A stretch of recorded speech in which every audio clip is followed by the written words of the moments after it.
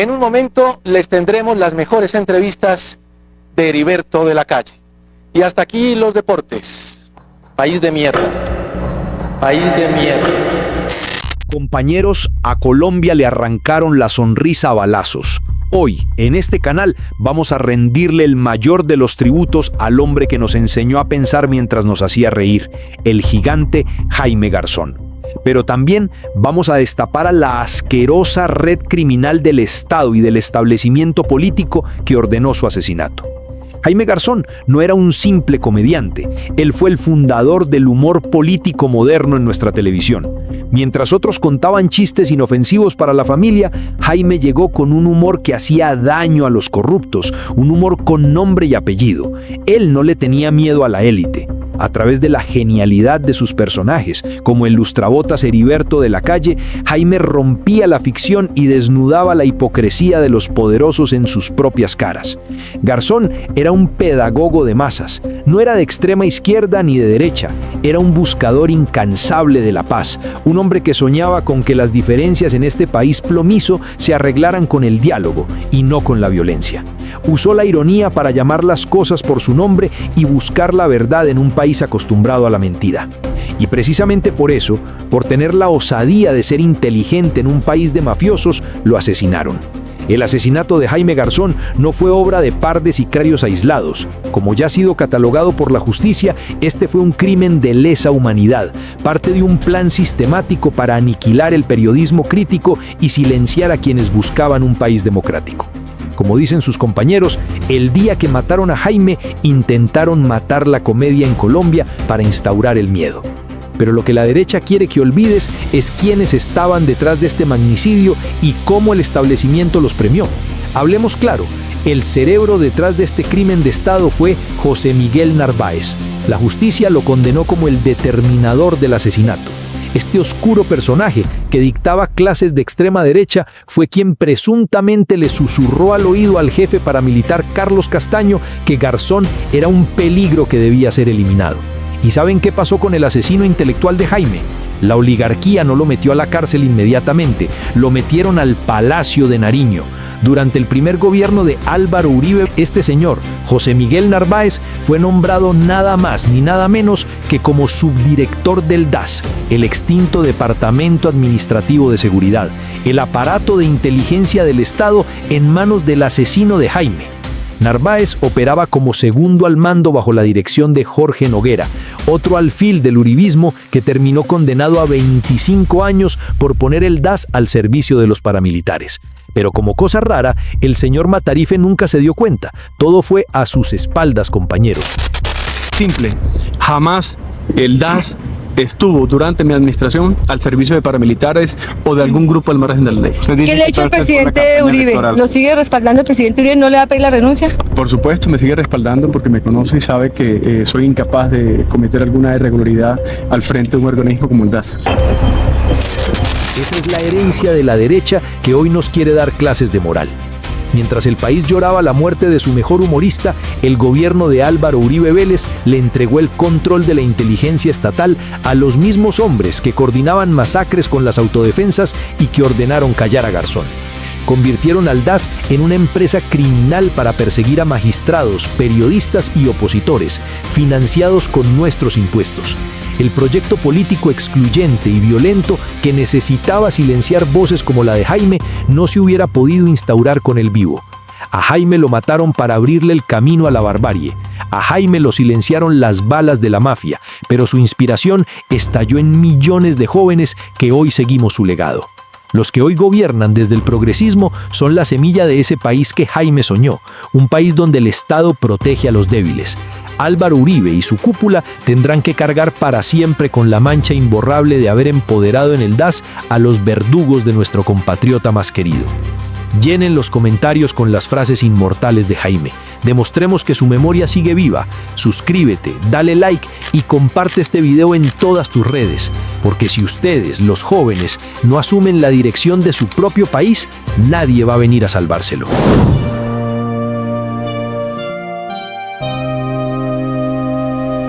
Óigame, allá trabaja también don Jaime Garzón. ¡Uy, qué huesazo! Sí, yo conozco a Marf, si lo ven, me debe 4 emboladas. ¿Pero le cae bien a usted? Pues sí, a que hablar uno mal parido. Ay, no sé cuál es Dios. El gran logro que se le reconoce a Jaime Garzón, o por lo menos en sus años más tempranos de visibilidad en la televisión, es haber sido el fundador del humor político en televisión, porque Colombia tiene una tradición mucho más larga de humor en televisión y también de humor político en otros formatos, ya sea caricatura, radio, pero ese gran acierto que tiene Jaime Garzón es llevar esa propuesta a la televisión. Entonces Jaime Garzón me parece a mí que trajo a la televisión, por un lado, humor basado en el discurso de esa persona, porque Jaime no solamente imitaba la voz, sino conocía el discurso, las muletillas, de qué habla, ese tipo de cosas él las conocía muy bien, porque él realmente conocía mucho el tema de la política. Y otra cosa que yo sí creo que Sociedad hizo nueva fue que el humor ya no era anónimo, sino era como digo yo, con nombre, apellido y cédula.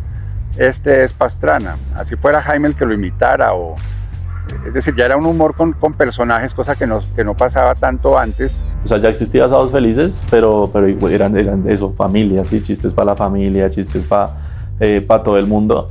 Y Jaime Garzón llega con un humor que hace daño, ¿sí? Un humor transgresor y que transgrede a la gente de arriba, a los políticos, que en esa época la política, igual que ahora, estaba vuelto nada, y él no le daba miedo decir nombre propio y decir las cosas que estaban haciendo, que obviamente todo el mundo estaba ocultando.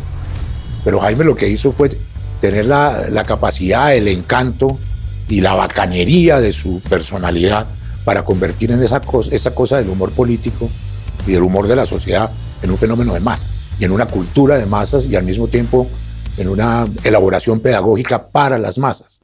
En humor, Cinevisión tendrá para los festivos especiales de Hora, con el programa que ha revolucionado la forma de hacer televisión en el país. Hablamos de Sociedad, un programa 100% nacional. Se suponía que había como una estructura más o menos definida, pero ahí se improvisaba mucho. Cosas que se ocurrían, que se nos ocurrían en ese momento, a Jaime, a Carla, al que fuera, se podían incorporar al programa. No es que hubiera ya un libreto y hay que grabar eso tal cual como está aquí escrito. Tiene más oficio que todas y más de 50 recetas.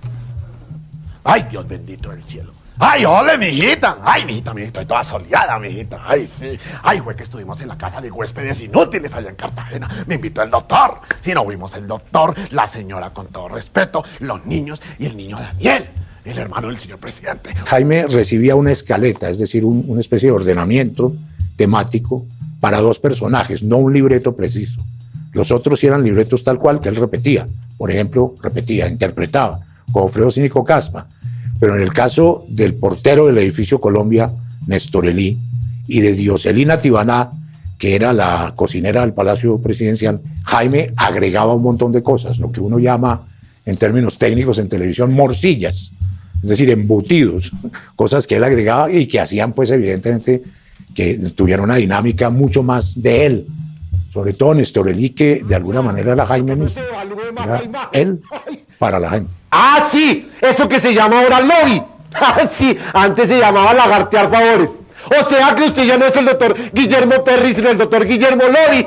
¡Ay, no, este doctor! En la creación de los personajes, evidentemente, apuntábamos a crear una mezcla como de estereotipos y arquetipos, es decir, cosas muy visibles, muy comprensibles y muy asumibles.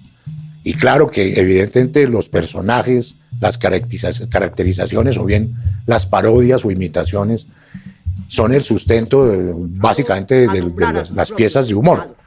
¿Cómo quieren ahora que el señor Contralor haga política, caray, por Dios? Dizque empleados de carrera, ja, ja, ja, burócratas, digo yo, caray. Antes el empleo se distribuía pagando favorcitos, pagando boticos, haciendo pacha. Convoco al país nacional y al país político a un banquete de desagravio al límpido hombre, al hombre incontaminado fiel de la balanza, al doctor David Turbay, al que hoy se le niega el libre derecho a nombrar, a elegir y ser elegido, principio fundamental de la democracia. Empleados de concurso, ja, ja, ja. Caray, ¿qué están pensando? ¿Que esto es la televisión? Si uno se fija, hay una línea, digamos, permanente en el trabajo que hizo Jaime, y es que tenía una intención muy clara. Él no quería, digamos, hacer reír por hacer reír. Yo creo que el humor le resultaba un vehículo muy apropiado para comunicar lo que quería comunicar. Esa inflexión del humor en la sociedad colombiana, yo creo que tiene, si no una explicación, pero sí por lo menos una ventana por donde mirar, y es que en Colombia hay una cultura del humor, ¿no es cierto? Es una cultura del humor que uno la podría llamar en términos colectivizantes y generalizadores, la mamadera de gallo. Un país como Colombia pues también se presta mucho para el humor político, ¿no? Porque pasan cosas muy insólitas, muy absurdas, y eso viene de tiempo atrás, ¿no? La comedia es siempre buscándole la falla como al sistema, de eso se trata más o menos el estándar, al sistema, sea el gobierno, el sistema sea la sociedad, el sistema sea yo mismo como ser humano. Es encontrarle las fallas, ver otro punto de vista. El humor es la herramienta más útil que existe. Y yo pienso que el humor político le da, o debería darle, herramientas a las personas para desafiar al poder constantemente. Y buena parte de la mamadera de gallo cotidiana es política. O sea, la gente en sus reflexiones mamando gallo, burlándose a través de la ironía o el desprecio o la exageración, todas formas de humor, lo que está haciendo es humor político. Siendo alcalde mayor de Bogotá, hice grandes obras: el puente de la 92, el relleno de Doña Juana, la troncal Caracas y la destitución de Jaime Garzón como alcalde menor de Sumapaz. Hoy, 10 años después, se ven las obras. El puente se cayó, el relleno se derrumbó y me toca restituir a Garzón al cargo de alcalde menor por orden del Consejo de Estado.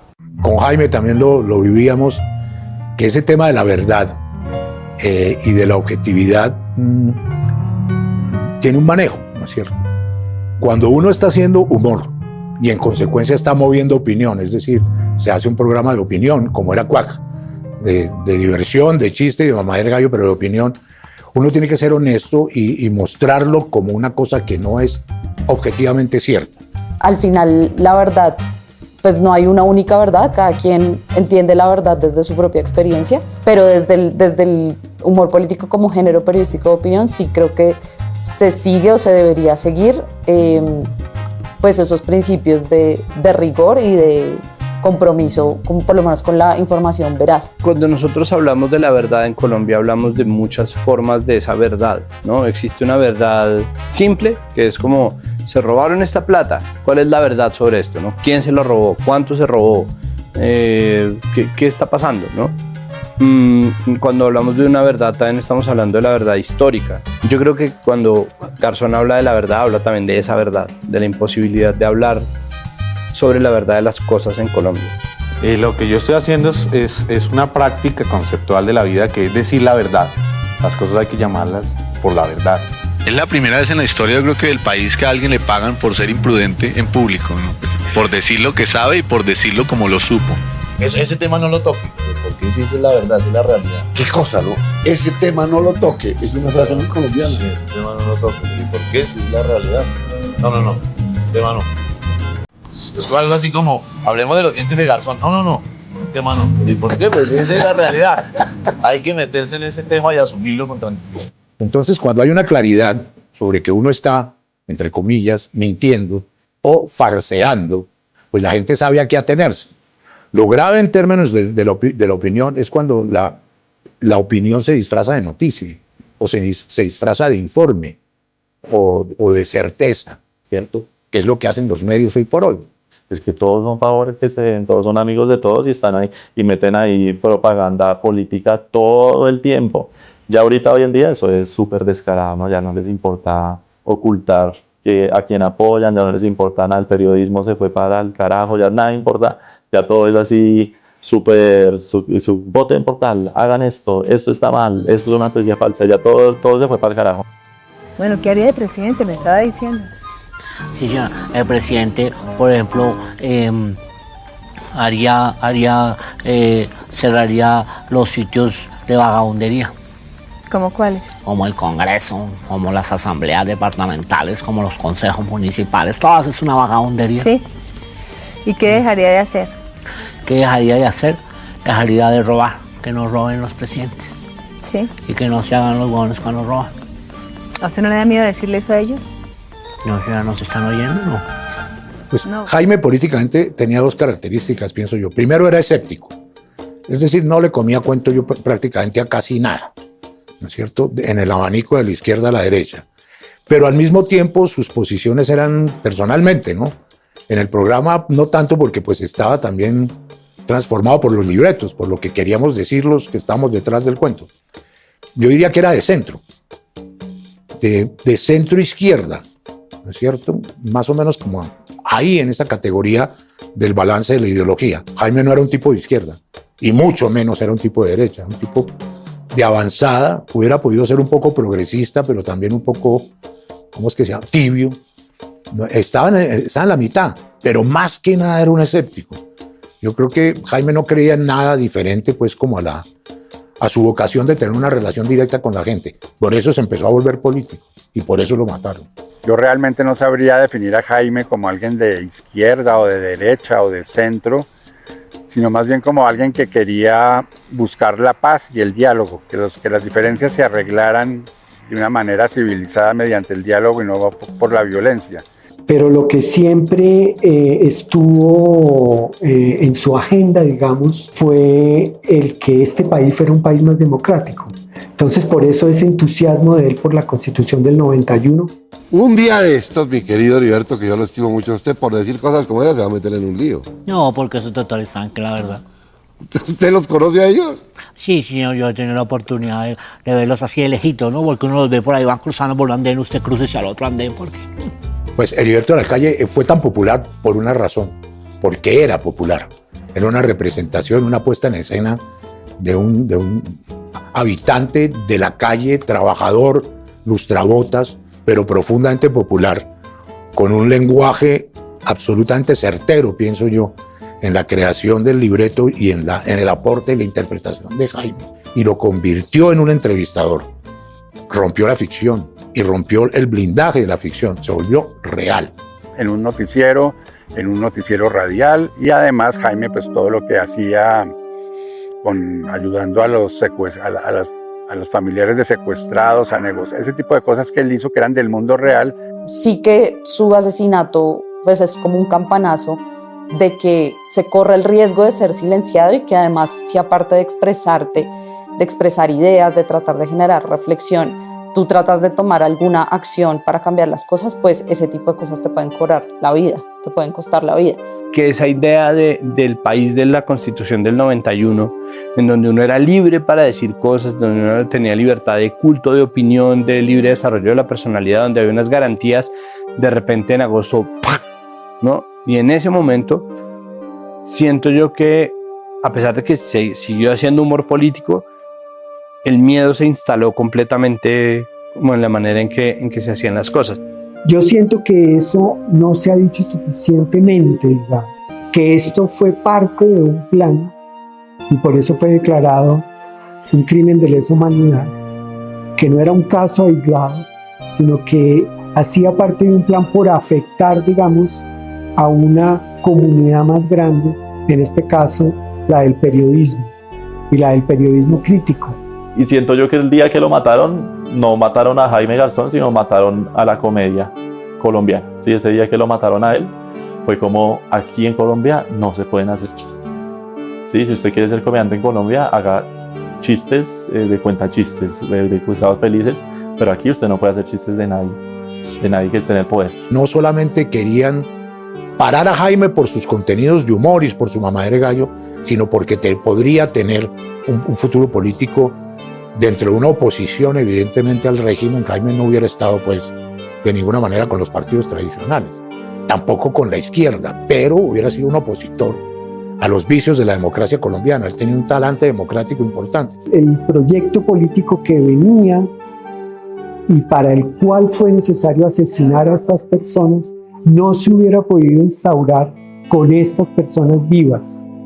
Entonces fue una manera de preparar y de abrir el camino. Y yo demandé, porque no había razón para destituirme, ni el método de la destitución fue correctamente hecho. Sí, se violaron todos los derechos. Y demandé, gané ante el tribunal el distrito apeló, subió al Consejo de Estado, el Consejo de Estado acaba de decir que sí, que yo gané, entonces me tienen que restituir al cargo o a uno superior y indemnizarme, para que vea usted en mano de quién estamos. Esos dos señores son ahora el presidente y el secretario general de la presidencia.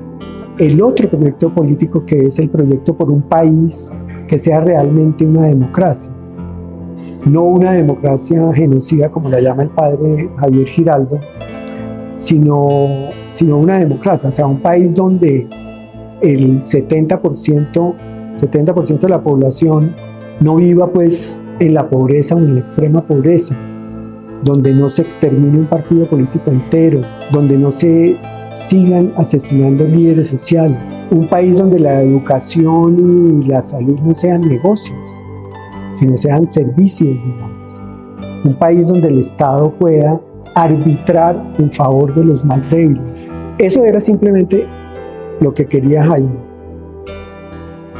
Bueno, Garzón, ¿y usted no le da temor de que lo tomen en serio? Sí, y mucha gente va a creer que esto es en serio. De pronto, ¿no? Yo no sé si en la historia del mundo existe alguien que haya llegado a la presidencia por mamar gallo. Creo que Barco nunca supo que llegó a la presidencia y nos mamó gallo.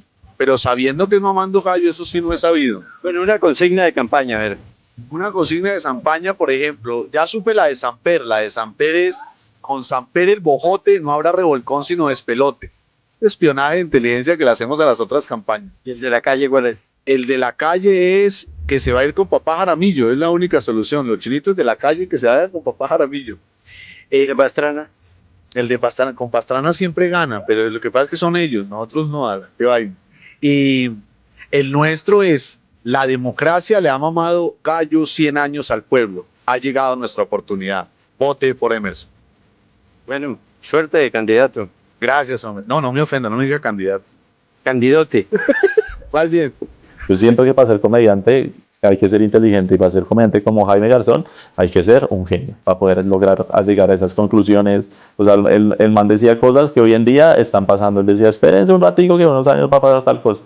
Y aquí lo estamos viviendo. Alguien puede ser muy inteligente, hacer una crítica muy profunda, otro puede ser muy buen intérprete, otro puede ser muy bueno conectando con la gente, pero quizás es difícil encontrar a alguien que reúna todas esas cosas. Jaime Garzón era, no sé, era como 8 personas a la vez, ¿no?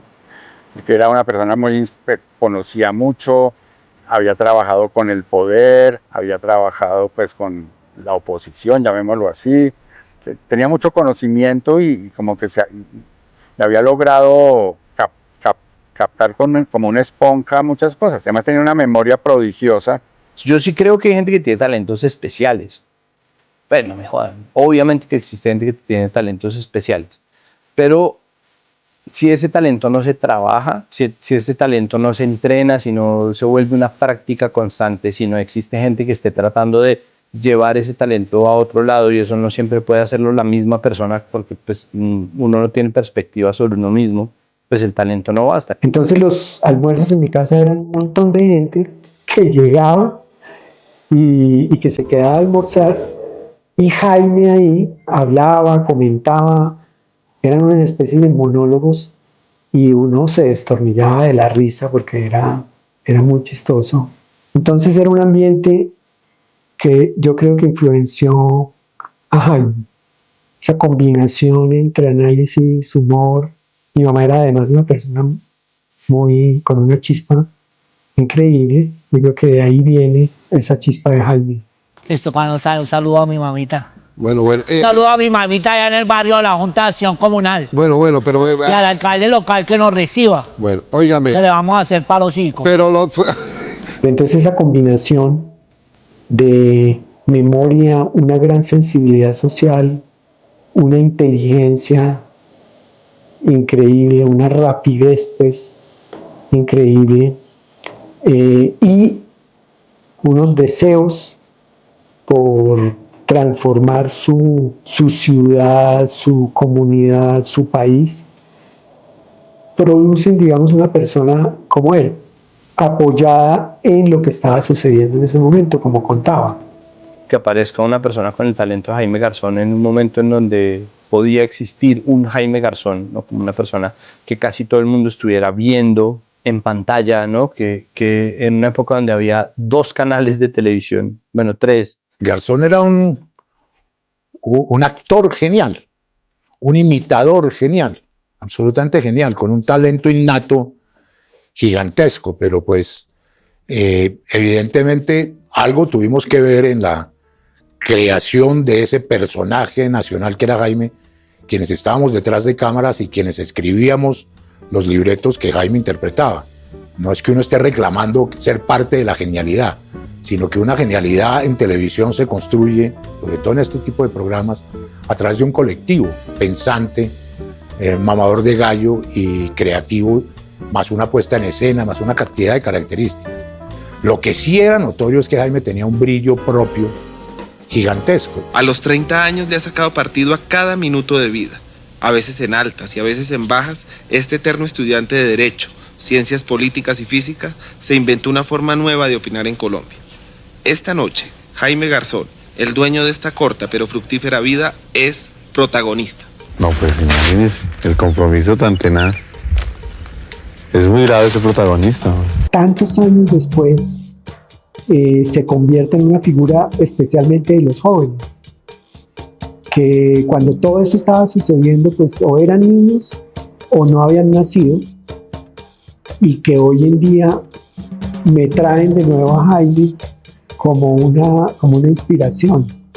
Entonces, lo que yo veo que hay ahí es que ese anhelo, digamos, que tenía Jaime por cambiar las cosas, por esa energía positiva y alegre del humor, es algo que continúa y es deseado, y por eso es recogido por los jóvenes que lo convierten en su figura.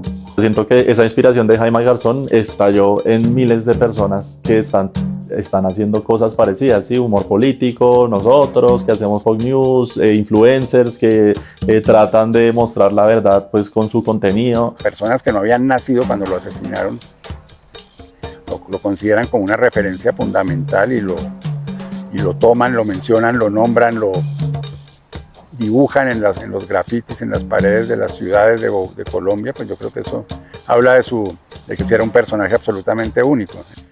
Ha sido más bien como una catapulta, como un gran impulso para un montón de gente, ¿cierto? Yo veo amigos y compañeros que hacen humor político y encuentro que Jaime está muy presente en ellos. Hay mucha gente que dice que usted tiene relación parentesco con Jaime Garzón. No, lo que pasa es que antes el único que hablaba de política en la televisora era don Jaime Garzón, ¿no? Antes era, por ejemplo, el maestro don Humberto Martínez Almandita. Sí, sí. Antes eran los doctores, por ejemplo, los del Pereque y esos doctores. Y antes pues los maestros de lo que se llama Sábados Felices, ¿no? Sí. Pero entonces ya pasó Jaime Garzón, ya, ahora le toca el turno al pueblo, a la modestia. Yo creo que lo único que le puede dar el humor político y el humor al mundo es cambiarnos un chip en la cabeza y no estar tristes todo el tiempo, sino ver las cosas de otra manera. Esa combinación, ¿no?, entre la pregunta y el cuestionamiento y la crítica con el humor, la satirización, la ridiculización de la gente que está en el poder, la burla de quienes tienen el poder para decidir sobre la vida de millones de personas, es una de las pocas herramientas reales que tienen las personas, y la prueba de eso es que a los políticos no les gusta que se burlen de ellos. Y eso debería ser razón para que nos burlemos más de ellos. Si yo me puedo burlar de los poderosos, si puedo expresarlo, eso me está diciendo algo de la cultura democrática, de la fortaleza de la democracia en una sociedad, y al mismo tiempo ese mismo ejercicio ayuda a retroalimentar, a crear reflexiones, a crear cultura política. Entonces creo que ese es como el gran aporte del humor político en una sociedad. Su mirada es crítica, es una mirada, como decía, de abajo hacia arriba, desde los oprimidos hacia los opresores. Y segundo, trae la alegría, trae la potencia de la alegría, que es la que nos da vida. Esa la trae el humor y se articula, digamos, con ese anhelo de transformación. Cuando uno come risa, en un sentido figurado, ese alimento se consolida dentro y sobre todo en la cabeza de una manera mucho más fuerte y sólida que de otro modo. Y lo que hizo Jaime y lo que hicimos en los programas, los que estuvimos con Jaime, fue sin duda aportar unos elementos formativos profundos en, no sé si millones, pero en mucha gente en este país. O sea, el humor político tiene una vocación de conciencia y de claridad y, claro, de memoria.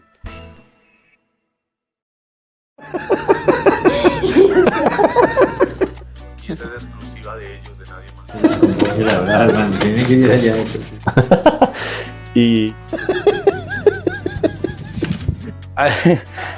la política.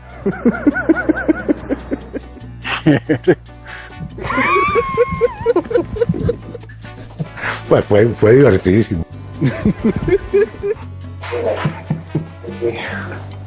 ¿Cuánto les queda?